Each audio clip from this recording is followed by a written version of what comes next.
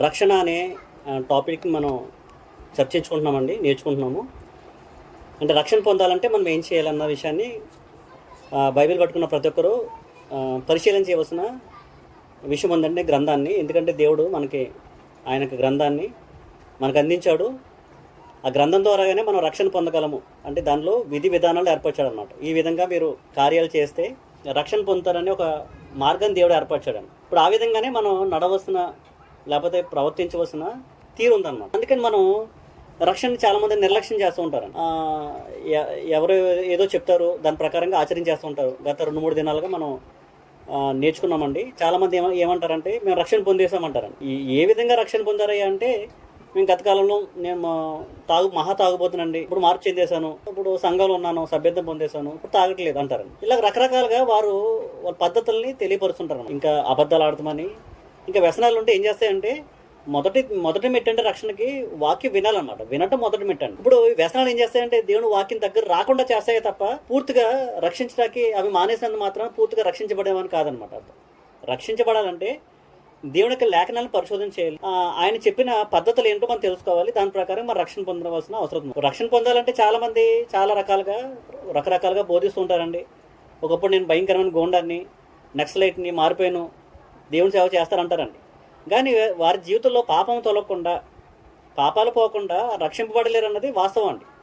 ఇప్పుడు మనుషులకి ఏం తెలియట్లేదంటే పాపం అంటే ఏంటో తెలియట్లేదు అనమాట. క్రైస్తవులు పెద్ద వాళ్ళకి పాపం అంటే ఏంటో తెలియట్లేదు. అందుకని పాపం అంటే ఏంటో మనం చర్చించుకున్నామండి. పాపం అంటే ఏంటండి? పాపం అంటే ఏంటంటే తాగేవాడిని, అబద్ధాలు చెప్పేవాడిని, దొంగతనం చేసేవాడిని, చెల్లంగి పని చేసేవాడిని, ఇటువంటి పనులు చెప్తున్నారు పాపం అంటే. దాన్ని వదిలేశాను, పాపం విడిపోయింది అనుకుంటున్నారు. కానీ వాస్తవంగా చూసుకుంటే దేవుని నీతిని నెరవేర్చకపోవడం పాపం అండి. అందుకని సకల దుర్నీతి పాపం అన్నాడు. మొదటి యోహాను రాసిన పత్రిక 5:17లో సకల దుర్నీతి పాపం అంటే. దుర్నీతి అంటే ఏంటి ఏమంటారంటే, లోక సంబంధమైన వ్యసనాలకి దుర్నీతికి కలిపేస్తున్నారు అనమాట. లోక సంబంధమైన వ్యసనాలకి దుర్నీతికి సంబంధం లేదండి. దుర్నీతి అంటే దేవుడి నీతి కాంది దుర్నీతి అనమాట. దేవుడిచ్చిన నీతి వేరు, దేవుడిచ్చిన నియమాలు వేరండి. ఆయన నీతి ఎలా వస్తుందో కూడా చూసామండి. నీతి ఎలా వస్తుందండి? దేవుని మాట వెళ్ళటం వల్ల నీతి వస్తుందండి. అబ్రహాము దేవుని నమ్మాను, అది అతను నీతిగా ఎంచబడి అంట. అంటే దేవుడి మాటకి లోబడి నమ్మటం వల్ల నీతి వస్తుంది తప్ప దేవుడి మాటకు లోబడకుండా దేవుడి మాటకి అవిధేయులు ఉండి దేవుడిని విసర్జించి ఎవరో చెప్పిన మాటలు మనం విని మన నీతిని నెరవేరుస్తున్నామని దుర్నీతి బయటకు వచ్చేసామన్నది అబద్ధం అన్నమాట. ఇంకోటి ఏంటంటే, దేవుడిచ్చిన ఆజ్ఞల్ని నెరవేర్చడం నీతి అంటండి. ద్వితీయోపదేశకాండము 6:25 ప్రకారంగా ఇప్పుడు దేవుడు కొత్త నిబంధనలో కొన్ని ఆజ్ఞలు ఇచ్చాడండి. మీరు రక్షణ పొందాలంటే మీరు ఏం చేయాలి బావా, మీరు ఎలా చేయండి ఆయన, కొత్త నిబంధనకి ఆజ్ఞకి లోబడండి. అది నీతి, లేకపోతే దుర్నీతి అవుతుంది. దుర్నీతి అయితే పాపము, సకల దుర్నీతి పాపము. కాబట్టి మీరు చేయవలసిన విధి విధానాలను కొత్త నిబంధనలు మీకు ఇచ్చాను కాబట్టి దాని ప్రకారం చేయవలసిన అవసరం ఉందని దేవుడు చక్కగా స్పష్టంగా తెలియపరుస్తున్నాడు. ఇప్పుడు రక్షణ పొందడానికి, లేకపోతే మేము బాప్తిసం పొందేసామని అంటారు. రక్షణ పొందడానికి బాప్తిసం అన్నది ఒక విధానం అనమాట. దేవుడు ఏర్పరిచింది. మార్కు రాసిన సువార్తలో 16వ అధ్యాయంలో మనకు కనపడుతుందండి. మీరు బాప్తిసం పొందితే రక్షణ పొందుతారు. చూద్దామని మార్కు రాసిన సువార్త. రక్షణ పొందాలంటే బాప్తిసం పొందాలన్నమాట. బాప్తిసం అన్నది రక్షణ అనమాట. ఇప్పుడు బాప్తిసం అన్నది మేము పొందేసామండి, మేము ములిగేసామండి, మాకు పలానా చోట బాప్తిసం పొందేసామంటారు తప్ప, ఇప్పుడు బాప్తిసం కూడా అసలైన బాప్తిసాలు ఉన్నాయండి, అబద్ధ బాప్తిసాలు కూడా ఉన్నాయండి. అసలైన బాప్తిసం, అబద్ధ బాప్తిసాలు మనం చూడవలసిన అవసరం ఉందన్నమాట. అందుకని మార్కు రాసిన వార్త 16:16 చూసుకుంటే, మీరు రక్షింపబడాలంటే, మీకు సాల్వేషన్ కావాలంటే మీరు చేయవలసింది ఏంటంటే బాప్తిసం పొందాలి. బాప్తిసం సరైన రీతిలో పొందాలన్నమాట. రక్షణ అనే టాపిక్ ఎందుకు ఇచ్చుకున్నామంటే, బాప్తిసం సరైన మాటలు సరైన రీతిలో పొందవలసిన అవసరం ఉందన్నమాట. దేవుడి మాట వినకుండా రక్షణ పొందలేమండి. దేవుడి మాటకు లోబడకుండా రక్షణ పొందలేం. అందుకని ఇక్కడ ఏమన్నా చూడండి, మార్కు రాసిన సువార్త 16:15-16 మరియు మీరు సర్వలోకమునకు వెళ్ళి సర్వ సృష్టికి సువార్తను ప్రకటించుడి, నమ్మి బాప్తిసం పొందినవాడు రక్షింపడు. అంటే సువార్తను నమ్మాలని. సువార్త మనం నమ్మకుండా మన బాప్తిసం పొందితే అది బాప్తిస్మ కాదనమాట. సువార్త అన్నది ఏంటి, దేవుని ఆజ్ఞ అన్నది ఏంటి, నీతి అన్నది ఏంటి, దుర్నీతి అన్నది ఏంటి, మనం ఎరిగిన వారై ఉండి మన బాప్తిసం పొందితే మన పాపాలు పోతాయి అనమాట. మన నీతిమంతులుగా మార్చబడతాం అనమాట. దేవుని ఆజ్ఞకు లోబడితే. దేవుని ఆజ్ఞకు లోబడకపోతే దుర్నీతిగానే కొనసాగుతాం. మన పాపాలు మనలోనే ఉంటాయి. మనం రక్షింపబడిన స్థితిలో ఉంటాము. రక్షింపబడిపోయామని అపోహలు ఉంటుంది తప్ప రక్షింపబడలేని స్థితిలోనే ఉన్నట్టు అన్నమాట. అందుకని మనం నేర్చుకున్నది ఏంటంటే, రక్షణ అనేది చాలా విలువైన సందేశం అండి. దాన్ని చాలా శ్రద్ధాశక్తితో మీరు వినాలి. వెంట వల్ల వచ్చేది ఏంటంటే, రక్షణ పొందినవారు నేను పొందిన రక్షణ కరెక్ట్ అయిందా కాదా అని నిర్ధారణ చేసుకుంటూ ఉంటుంది. ఎవరైనా రక్షణ పొందవలసిన వారు ఉంటే మనం సరైన రీతిలో దేవుని చిత్త ప్రకారంగా, దేవుని ఆజ్ఞ ప్రకారంగా, దేవుని మాట విని దేవుని ఆజ్ఞకు లోబడి రక్షణ పొందడానికి ఈ యొక్క సందేశాలు దోహద పలుకుతాయని నమ్ముచున్నారు. చాలా మంది అంటారండి మేము రక్షణ పొందేస్తామంటారు. కానీ దేవుడు ఆజ్ఞ అతిక్రమించే వారి దగ్గర మనం రక్షణ పొందాం అనుకోండి, అది చల్లబడుతుందండి, చల్లబడదు కదా. అది ఉదాహరణకు దేవుడు కొన్ని ఆజ్ఞలు ఇచ్చాడండి, సంఘం నియమాలు ఇచ్చాడండి, వ్యక్తిగత నియమాలు ఇచ్చాడండి. ఆ నియమాల ప్రకారం మీరు నడవని వారితో మీరు వెళ్తే మనం రక్షణ పొందలేమండి. ఎందుకంటే వారే అవిధేయులు ఉన్నారండి, ఆజ్ఞ అతిక్రమే పాపం అన్నారండి. అందుకని కొత్త నిబంధనలో క్రీస్తు సంఘంలో దేవుని అపోస్తుల బోధ ద్వారా, సువార్త ద్వారా మీరు పిలువబడి, ఆ సువార్తకు లోబడి, అపోస్తుల బోధకు లోబడి, దేవుని మాటకు లోబడి విధేయత చూపించి అప్పుడు మీరు బాప్తిజం పొందితే ఆ బాప్తిజం చెల్లుబాటు అవుతుందండి. లేకపోతే ఎవరో ఏదో చెప్పారు అయ్యగారు అని మనం వెళ్ళి మునిగేసామనుకోండి, వారు దుర్బోధలకి లేకపోతే అబద్ధ బోధలకు మనం లోనైతే మనం రక్షణ పొందలేని స్థితిలో ఉంటాం. అందుకని మనం ఏం చేస్తున్నామంటే ఈ ఆహాజ్ అనే వ్యక్తి గురించి మనం పరిశీలన చేస్తున్నామండి. ఆహాజు యోధా దేశం మీద రాజుగా ఉన్నాడండి. ఇప్పుడు ఇవన్నీ ఎందుకు చెప్తున్నారంటే మనం రక్షణ పొందడానికి మనం ఏం చేస్తామంటే, రక్షణ పొందాలంటే లోకంలో ఎవరైతే పెద్ద సేవకుడు ఉన్నాడో, బాగా పేరు ప్రఖ్యాతులు పొందిన వ్యక్తి దగ్గరికి వెళ్ళి అతను వాక్యం విని, లేకపోతే అతని దగ్గరికి వెళ్ళి అతనికి 1,00,000 మంది సంఘం ఉందనుకోండి, 1000 మంది సంఘం ఉంటే పెద్దోడని నిర్ధారణ చేస్తాం. ఎవరి దగ్గర మనం వెళ్తామండి, అతను 2,000 మంది సంఘం ఉందనుకోండి, అతను టీవీలో ప్రసంగాలు చేస్తాడండి, కోటు సూటు బూట్ వేసుకుని, లేకపోతే కారు మీద వస్తాడండి. అతని దగ్గర మనం వెళ్ళి ఏం చేస్తామంట, ఫలానా అయ్యగారి దగ్గర బాప్తిజం పొందాము, లేకపోతే ఫలానా అయ్యగారి సంస్థలో మేము ఉన్నాము అని చెప్పుకుని రక్షణ పొందిన వారికి ఉంటారండి. వారికి ఏం చేస్తారండి, మళ్ళీ వీళ్ళు డబ్బు చెల్లిస్తారండి, డబ్బు వెల చెల్లిస్తారండి. ఆ అయ్యగారికి లేకపోతే పెద్ద పాస్టర్ గారు వచ్చారనుకోండి, వాళ్ళకి ఏం చేస్తారంట, డబ్బులు చెల్లిస్తారు. వాళ్ళకి వచ్చిన జీతంలో డబ్బు ఇచ్చేస్తారండి, ప్రతి సంవత్సరం డబ్బులు పంపుతారండి. ఏం పెద్ద ఆయన పేర్లు చెప్తారండి. మేము బాప్తిజం ఎక్కడ పొందారంటే ఒక పెద్ద ఆయన పేరు, హైదరాబాద్లో పెద్ద ఆయన ఉన్నారు, లేకపోతే పలానా విజయవాడలో పెద్ద ఆయన ఉన్నారు, పలానా రాజమండ్రిలో పెద్ద ఆయన ఉన్నారు, ఆయన దగ్గర పొందామంటారండి. వాళ్ళ పేర్లు చెప్పడం, వాళ్ళ గురించి మనం చర్చించుకోవట్లేదు. కానీ అంటే మనం పెద్దవాళ్ళని చూసి, మన మనుషులను చూసి, వాళ్ళు పడుకోబడిని చూసి, వాళ్ళ జనాగాన్ని చూసి, వాళ్ళు హంగు బంగులు చూసి, రంగులు చూసి మనం ఏం చేస్తామంట, వాళ్ళ దగ్గరికి వెళ్ళి వారి బాప్తిజం పొందడం ప్రయత్నం చేస్తాం. ఈ ఆహాజు కూడా అదే చేశాడండి. ఆహాజుకి ఉపద్రవం వచ్చిందండి.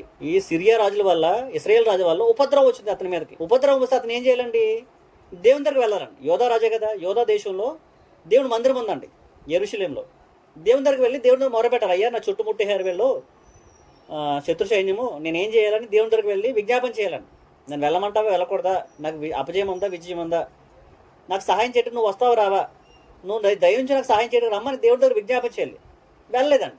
దేవుడే అతని దగ్గర ప్రవక్తను పంపించాడండి, యెషయా ప్రవక్తను పంపించాడు. అయ్యా ఆహాజు, నువ్వు నీ మీదగా సిరియా రాజులు వచ్చారు కదా, నువ్వు కంగారు పడిపోతున్నావు కదా, కంగారు పడవద్దు, నీకు నేను సహాయం చేస్తాను కాబట్టి నువ్వు నా పద్ధతుల్ని పాటించు, నేను ఇచ్చే నియమాల్ని పాటించు, నువ్వు ఒక సూచన అడుగు అని దేవుడు అడిగితే, దేవుడు ప్రవక్త ద్వారా చెప్తే అతను దేవుడి మాటలు లెక్క చేయకుండా, ఆ ప్రవక్తను లెక్క చేయకుండా అతను ఏం చేశాడంట, అషూర్ రాజు వెళ్ళాడండి. పక్కన ఉన్న దేశం పెద్ద దేశం అండి, బాగా పెద్ద దేశం అండి, బాగా పలుకుబడి ఉన్న వ్యక్తి అప్పట్లో. అతను చాలా యుధసూరుడు అషూర్ రాజు. అతని దగ్గర వెళ్ళి ఇతను బహుమానాలు ఇచ్చి, డబ్బులు ఇచ్చి, ఎవరు యోధారాజు డబ్బులు ఇచ్చి, బహుమానాలు ఇచ్చి, వెండి బంగారాలు ఇచ్చి, అయ్యా నేను దాసుని, నీ కుమారుని, నువ్వు నన్ను రక్షించు, ఆ పలానా దేశం నుంచి నన్ను కాపాడని భౌతిక సంబంధంగా గొప్పగా కనిపించిన వాడిని, కళ్ళకి ఇంపుగా కనపడిన వాడిని, పక్క దేశాల్లో బలంగా ఉన్నవాడిని వెళ్ళి ఆశ్రయించాడండి. ఎట్టకేళ్ళకి ఆ సమయానికి వారికి విడుదల పొందారండి. అంటే వారికి ఎలా ఉంటుందంటే, ఆ సమయానికి వాళ్ళు బాగా ఉన్నట్టు, ఆ దేశం నుంచి విడుదల పొందినట్టు కనపడొచ్చండి.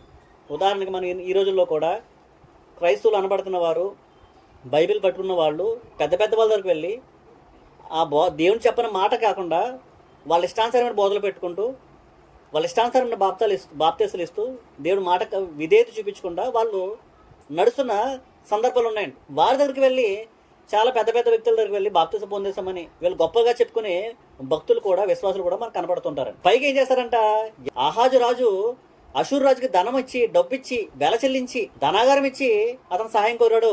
వీళ్ళు కూడా ఏం చేస్తారంట, పెద్ద వ్యక్తులకి ధనాలు పంపుతుంటారండి. ఇక్కడ చిన్న చిన్న సేవకులు ఉంటారండి, వాళ్ళ ఊరిలో సేవకులు ఉంటారండి, పాపం సైకిల్ మీద తిరుగుతుంటారండి, పేదరికలు ఉంటారు, తింటాక ముద్ద ఉండదండి, అలాగే డొక్కు సైకిల్స్ తిరుగుతుంటారండి. వాళ్ళ ఊర్లో ఉన్న సేవకులు, వాళ్ళ స్థానిక సంఘ సేవకులు, వాళ్ళకి ఎవరండి డబ్బు, ఆ పెద్దవాళ్ళకి డబ్బులు పంపిస్తూ ఉంటారు. అలాగే ఈ ఆహాజు రాజు కూడా ఏం చేశారంట, ఆ అషూర్ రాజుకి పెద్దవాడికి డబ్బులు ఇచ్చి అతను సహాయం కోరి ప్రస్తుతం మాత్రం విజయం పొందాడండి.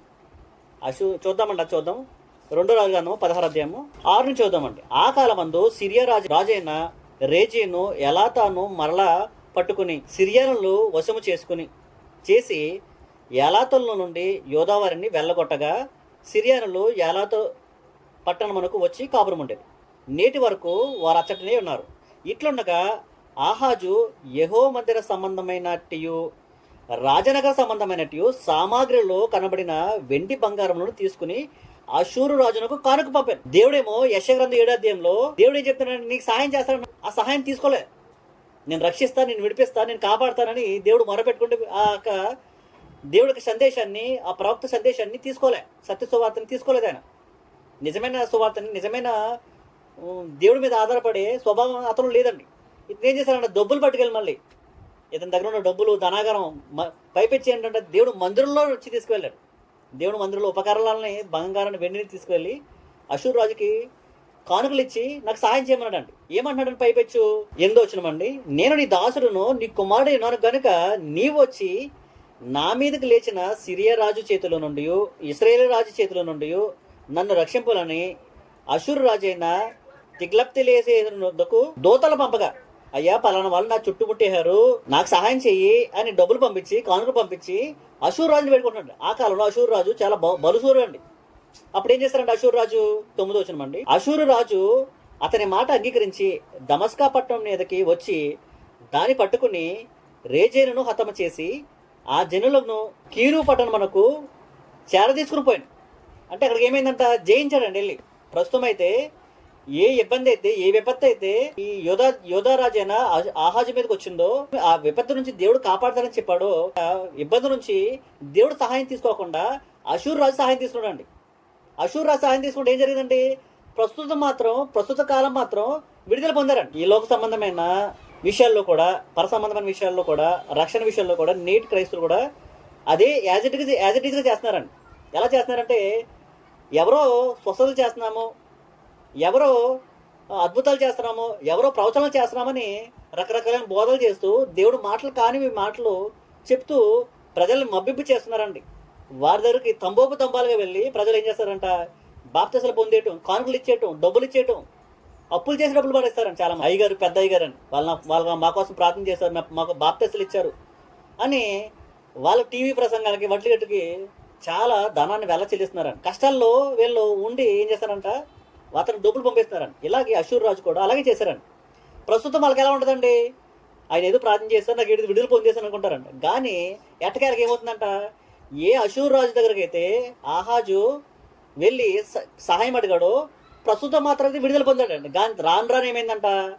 ఏ అషూరు రాజుని అయితే పక్కలో పెట్టుకున్నాడో ఆ పక్కలో బల్లి మీద కూర్చున్నాడండి. 2వ దినవృత్తాంతాల గ్రంథము 28వ అధ్యాయము 20వ వచనం. అషూరు రాజు అయిన తిగ్లప్తినేసేరు అతని యొద్దకు వచ్చి అతన్ని బాధపరిచినే గాని అతన్ని బలపరచలేదు.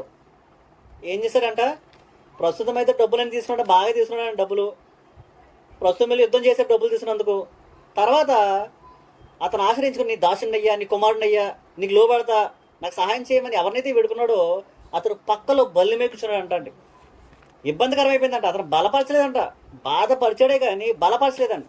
అదే దేవుడిని ఆశ్రయించుంటే దేవుడు నమ్మదగిన దేవుడు అండి. ఆయన నిజంగా విడిపించేవాడు అన్నాడండి. నిన్ను కాపాడేవాడు కొనుకుడు నిద్రపోడండి. ఆయన అతను మాట ఇచ్చి సెలవిచ్చారంటే మాట తప్పని వాడండి. ఆయన అంత గొప్ప దేవుడిని నమ్మకుండా, అంత గొప్ప దేవుని ఆజ్ఞల్ని నమ్మకుండా పక్కన పెట్టేసి బయటికి బాహ్య సంబంధంగా బలంగా కనిపించే అషూరు రాజు లాంటి వారిని నేటి సమాజం కూడా వారు గొప్పగా కనపడతారని వాళ్ళు ప్రజలకి రకరకాలైన అద్భుతాలు చేస్తారని ప్రయత్నం చేస్తారండి, విన్యాసాలు చేస్తారండి, సూచనలు చేయడానికి ప్రయత్నం చేస్తారండి, ప్రజలు మబ్బిపి చేస్తూ ఉంటారండి, వాళ్ళు ధనాన్ని దోచుకుంటారండి.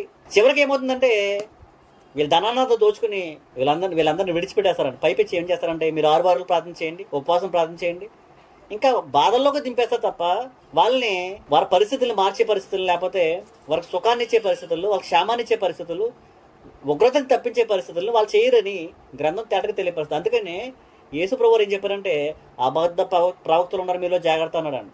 యేసుప్రభువారు కాలంలో ఉన్నారంటండి. చూద్దామండి ఒకసారి మత్తయి సువార్త 24వ అధ్యాయం 24వ వచనం. అబద్ధపు క్రీస్తులను అబద్ధ ప్రవక్తలు వచ్చి సాధ్యమైతే ఏర్పరచబడిన వారి సైతము మోసపుచ్చుటకే గొప్ప సూచక్రియలను మహత్కార్యములను కనపడతారంట. యేసుప్రభువారు స్వయం చెప్తున్నారు తస్మా జాగ్రత్త. అందుకనే యేసుప్రభువారు చెప్తే ఎలా చెప్తారంట, ఎలా వస్తున్నారంట? గొప్ప సూచనలు చేస్తారంట, గొప్ప అద్భుతాలు చేస్తారంట, గొప్ప మహత్కార్యాలు చేస్తారంట. వాళ్ళు సాధ్యమైతే ఏర్పరచేవాడిని కూడా మోసం చేసే ప్రయత్నం చేస్తారు. అందుకని వారిని కనిపెట్టుకోండి. మీ రక్షణ మీ చేతుల్లోనే ఉంది. ఎవరి రక్షణ వాళ్ళదేనండి, లేకపోతే పక్క వాళ్ళు ఏమైనా చేయాలా? ఎవరి రక్షణ వాళ్ళదేనండి. సొంత రక్షణను కాపాడుకోవాలి. సొంతగా నీ చేతుల్లో బైబిల్ ఉంది. నీ విశ్వాసం దేని మీద ఆధారపడ్డది? ఈ ఆహాజులాగా దేవుడి మీద ఆధారపడకుండా, దేవుడి మాటకు వినకుండా, అన్ని దేశపు రాజులని ఆశ్రయించేటట్లు పెద్దవాళ్ళని ఆశ్రయించి దేవుడి మాటను పక్కన పెట్టి, దేవుడి విధి విధాలను పక్కన పెట్టి నువ్వు నడుస్తున్నావా? దానివల్ల వచ్చే నష్టమే కానీ లాభం ఏమీ లేదండి. వారు మనం గమనించాలంట. అందుకనే ఏది అపవిత్రాత్మ, ఏది పవిత్రాత్మ మనం గమనించవలసిన పరిస్థితి ఉందని గ్రంథం మనకు చెప్తుందండి. ఎందుకంటే మనం రక్షణ పొందాలి, మనం రక్షింపబడాలండి. యోధా దేశం మీదకి రక్షణ, లేకపోతే యోధా దేశం మీద విపత్తు వస్తే వారు కాపాడబట్టాకి రక్షించడానికి దేవుడే స్వయాన్ని వచ్చాడండి. తన ప్రవక్త ద్వారా మాట్లాడాడండి. వారు వినలేని వారుగా, వినలేని వారుగా ఉన్నాడండి. పైపి ఏం చేశారంట? వినలేదండి. రెండోది ఏం చేశారంట? దేవుడు మాట పక్కన పెట్టేశాడు, ఫోన్లే పక్కన పెట్టేశాడు. దేవుడు ఫోన్లే వెళ్ళిపోయాడులే. అశూర్ రాజుని ఆశ్రయించాడు. నా ప్రజలే కదా, నా పిల్లలే కదా, వాళ్ళు తెలుసుకుంటారులే ఈ రోజు కాకపోయినా రేపైనా అని వాళ్ళకి అశూర్ రాజు ద్వారా విజయాన్ని ఇచ్చాడు. కావాలంటే దేవుడు ఆపగలడండి. అశూర్ రాజు ఇశ్రాయేల్ మీద కానీ, సిరియా వారి మీద కానీ అశూర్ రాజు ఓడిపోయేటట్లు చేయగలడండి దేవుడు. కానీ చేయలేదండి. ప్రస్తుతం మాత్రం వారిని విజయం ఇచ్చాడనమాట. కానీ తర్వాత ఏం చేశాడు? మళ్ళీని ఈ ఆహాజు యోధా దేశపు రాజు ఏం చేశారంట? చాలా భయంకరం పనిచేశారండి. యోధా రాజు ఎవరండి? దేవుని తరపున దేవుడు ప్రజలు నడిపిస్తున్న నాయకుడు అండి. అతను దేవుని ప్రజల్ని సన్మార్గంలో, దేవుడికి ఇష్టమైన మార్గంలో, దేవుడి ఆజ్ఞ ప్రకారంగా నడిపించవలసిన వ్యక్తి ఉంది ఆయన. అతను ఏం చేశారంటే వెళ్ళాడండి. ఎక్కడికి? అశూర్ రాజు దగ్గరికి. అశూర్ రాజు ఎక్కడ ఉన్నాడంటే దమస్కలో ఉన్నాడంట. దమస్క్ అనే పట్టణంలో ఉన్నాడంట. వీళ్ళు యుద్ధం చేసుకుని వచ్చేసారండి. ఎవరు? అశూర్ రాజు యుద్ధం చేశారండి. ఎవరి మీద? సిరియా మీద. వాళ్ళకి గెలిచేశారండి. తిరిగి వచ్చేసారండి. తర్వాత ఈ రాజు ఏం చేశారంట? యోధా రాజు ఆహాజు వెళ్ళి దమస్కాలో ఉన్న రాజు దగ్గరికి వెళ్ళి థ్యాంక్స్ చెప్తాను, ధన్యవాదాలు చెప్తాను. అయ్యా మాకు సహాయం చేశావు, నువ్వు, మీకు డబ్బులు ఇచ్చాము, కానుకలు ఇచ్చాము, మీరు యుద్ధం చేశారు మా తరపున మాకు గెలిపించారు, వారి చేతులు మమ్మల్ని విడిపించారు కాబట్టి నీకు నమస్కారం అయ్యా, నమస్కారాలు చెప్పుకోవటానికి ఈ ఆహాజు రాజు అశూర్ రాజు దగ్గరికి వెళ్ళాడంటండి. వెళ్తూ ఆ దమస్కాలో ఒక వింతైన వస్తువు చూశాడంట. ఆ వింతైన వస్తువు ఏంటో చూద్దామండి. 16వ అధ్యాయం అండి, 2 రాజుల గ్రంథము 16వ అధ్యాయము 10వ వచనం అండి. రాజైన ఆహాజు అశూర్ రాజైన తిగ్లత్-పిలేసెరును కలుసుకున్నట్టుకే దమస్కా పట్టణములకు వచ్చి, పై 9వ వచనంలో అయితే గెలుపు ఉందారండి. కింద 10వ వచనంలో ఈ అశూర్ రాజుకి థ్యాంక్స్ చెప్పడానికి ఈ యోధా రాజు ఆహాజు వెళ్ళాడంటాడు. ఈ పదాలన్నీ కొంచెం ఇబ్బందిగా ఉంటాయండి మీకు. అశూర్ రాజు అని, ఆహాజు రాజు అని, యోధా రాజు అని, సిరియాలని మీకు చదివితే బైబిల్ గ్రంథం బాగా అర్థమవుతుంది. మనకి కంటెంట్ ఏంటంటే మనం తెలుసుకోవాల్సింది ఏంటంటే ఈ ఆహాజు రాజు దేవుడికి వ్యతిరేకంగా ఎలా చేశాడు, వ్యతిరేకంగా చేయడం వల్ల వచ్చిన నష్టం, అటువంటి వారిని వెంబడిస్తే మనకొచ్చే నష్టం ఏంటి? మన దేవుడిని ఆధారపడకుండా, దేవుడి మాట మీద ఆధారపడకుండా ఎవరినో ఆధారపడితే వచ్చే నష్టం ఏంటి అన్న విషయం మనం గమనిద్దాం. అతను ఆచరించిన పద్ధతులు, వారు పూజించిన పద్ధతులు, వాళ్ళు దేవుడిని ఆరాధించుకున్నారు. ఎవరు? అశూర్ రాజులు. వాళ్ళు అన్యులండి. వాళ్ళు ఆరాధిస్తున్న పద్ధతుల్ని, వాళ్ళు పూజిస్తున్న పద్ధతుల్ని, వాళ్ళు ఆరాధన చేస్తున్న పద్ధతుల్ని ఇతను అవలంబించుకున్నాడు. యోధా రాజు మహాదేవుడిని, సృష్టికర్తని, మహాలోకాలు కలిగిన మహనీయుడిని పూజిస్తున్న లేకపోతే ఆరాధిస్తున్న గొప్పవాళ్ళు అండి. ఎవరు? యోధా దేశం వాళ్ళు. దేవుడు పిల్లలుగా పిలువబడుతూ యెరూషలేములో తన కేంద్రంగా చేసుకుని దేవుడి మందిరంలో ఆరాధనగా జరుపుతున్న పరిస్థితులు అండి అవి. అటువంటి వాళ్ళు వెళ్ళి అన్య దేవతలు పూజిస్తున్న వారి దగ్గరికి వెళ్ళి వాళ్ళ ఆచారాలు తెచ్చుకొని వచ్చి వాళ్ళు చేస్తున్న పద్ధతులు తీసుకొచ్చి యోధా దేశంలో కలిపాడంట. అంటే దేవుడు చెప్పని పద్ధతులు అండి, దేవుడికి ఇష్టం కాని పద్ధతులు, దేవుడికి హేమైన పద్ధతులు తీసుకొచ్చి ఈ ఆహాజు రాజు యోధా దేశంలో రుద్దాడంట. చూద్దామండి అందులో 10వ అధ్యాయంలో. రాజైన ఆహాజు అశూర్ రాజైన తిగ్లత్-పిలేసెరును కలుసుకున్నట్టుకే దమస్కా పట్టణములకు వచ్చి, దమస్కా పట్టణమందు ఒక బలిపీఠంను చూచి, ఒక బలిపీఠం చూస్తారంట. దమస్కా పట్టణం వెళ్తున్నాడండి. బలిపీఠం భలే ఉంది, వింతగా ఉంది, ఇది అద్భుతం, బ్రహ్మాండంగా ఉంది, ఇటువంటిది ఎప్పుడు చూడలేదు నేను, ఇటువంటి బలిపీఠాన్ని, వింతగా ఉంది అని బలిపీఠం చూస్తారంట. అక్కడ ఆగిపోయి రథం దిగి ఏం చేశారంట, ఆయన దాన్ని కొలత వేశారంట. కొలత ఏంటి దాన్ని అన్నాడు, బలిపీఠాన్ని కొలమన్నాడంట. కొలిసారంట. వెడల్పు, ఎత్తు, దాని దాని ఏ వస్తువు అన్నీ కొలిసి దాని యొక్క మెజర్మెంట్స్ అన్ని తీసుకుని వాళ్ళు ఊరు పంపించారంట. ఊరు ఎవరు? యోధా దేశం పంపించి ఊరియా అనే యాజకుడు ఉన్నంట. ఆ యాజకుడు పంపించి, ఇదిగో నేను ఒక మెజర్మెంట్ పంపిస్తున్నా, కొలతలు పంపిస్తున్నా, బలిపీఠం సంబంధమైన బలిపీఠం ప్రపంచంలో ఎక్కడ లేదు ఇటువంటి బలిపీఠం, గొప్ప బలిపీఠం ఇది, ఇటువంటి బలిపీఠం కట్టు, ఇటువంటి బలిపీఠం మన దేవుడు ఆరాధిస్తే ఎంత గొప్పగా ఉంటుంది అని బలిపీఠం కొలతలు తీసి ఉరియాకి కొలతలు పంపించారంట. 16:10 దమస్కా పట్టణమందు ఒక బలిపీఠమును చూచి దాన్ని పోలికెను మచ్చును దాని పని విధి విధానమంతయు యాజకుడైన ఉరియాకు పంపాను. అంటే దాని పనిముట్టు వస్తువు దాని తీరు అంతా చూసి దాన్ని కొలత వేసి మచ్చేసి ఏం చేశారంట, ఊరిలో ఉన్న మా యోధా దేశంలో ఉన్న ఉరియాకు పంపించారంట. ఉరియా ఏం చేశారంట, లేదండి 11 చదవాలి కదా. కాబట్టి యాజకుడైన ఉరియా రాజైన ఆహాజు దమస్కా పట్టణం నుండి పంపిన మచ్చునకు సమమైన ఒక బలిపీఠమును కట్టించి రాజైన ఆహాజు దమస్కా నుండి తిరిగి రాకమునిపే సిద్ధపరచాను. ఆ దేశం నుంచి రాకమునిపే సిద్ధపరిచారంట దాని బలిపీఠాన్ని. ఆ బలిపీఠం చూసి ఏం చేయాలంట, అంతటా రాజు దమస్కా నుండి వచ్చి బలిపీఠం చూసి ఆ బలిపీఠం వద్ద వచ్చి దాన్ని ఎక్కి దహన బలిని నైవేద్యములను అర్పించి పానార్పణము చేశారు. అంటే ఇలాగా ఆ బలిపీఠం మీద ఏదైతే దేవుడి మందిరంలో కాని బలిపీఠమో, ఏదైతే అన్ని దేశంలో బలిపీఠం చూసారో ఆ బలిపీఠాన్ని, ఆ యొక్క వింతైన బలిపీఠాన్ని ఈ దేశంలో కూడా చూసి రకరకాలైన పనులు చేశారంట. దేవుడికి ఇష్టం కాని పనులు చేశారంట. ఆ బలిపీఠం మీద వాళ్ళ సొంత పిల్లల్ని కూడా బలి అర్పించారంటండి. సొంత పిల్లల్ని అగ్నిగుండంలో దాటించారంటే ఏంటంటే బలి అర్పించేశారంట. మూడో చూడండి 16:3 ఆహాజు చేసింది ఏంటంటే, ఆహాజు ఇశ్రాయేల్ ముందర నిలవకుండా యెహోవా వెళ్ళగొట్టిన జనులు చేసిన హేయమైన క్రియలను చేయుచు తన కుమారుని అగ్నిగుండంలో దాటించాడు. బలిపీఠం మీద తన పిల్లల్ని బలిచ్చారంటండి. అగ్నిగుండంలో దహన బలి అర్పించారంట. దౌర్భాగ్యమైన పని, చాలా భయంకరమైన పని చేశారండి అతను. అంటే దేవుడు బలిపీఠం కట్టినప్పుడు కూడా కొలతలు ఇచ్చాడండి. ఈ కొలతలు పనికిరాలేదండి ఎవరికి.